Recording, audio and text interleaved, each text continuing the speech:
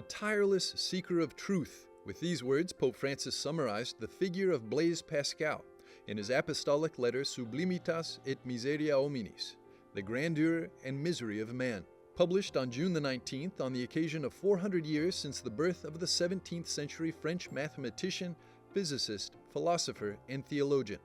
Besides his innumerable contributions in the field of the sciences, Blaise Pascal was a man in constant pursuit of truth, restless, and attracted to new and ulterior horizons.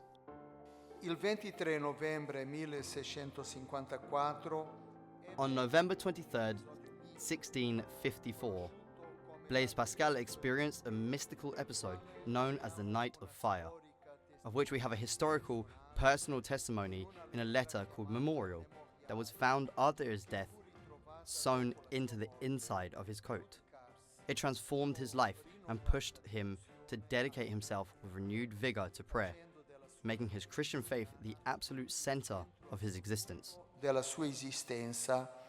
For the occasion, the Vatican Apostolic Library also paid homage to Pascal with an exhibition, exclusively for journalists, of some of his works.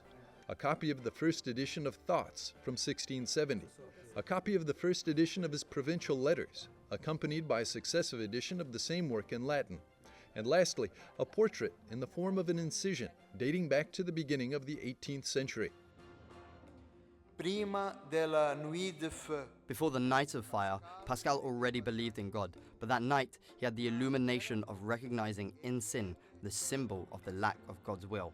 From that mystical experience sprang forth his concepts of pride and humility, and especially of the category of the heart, which was very dear to him. che gli fu talmente cara.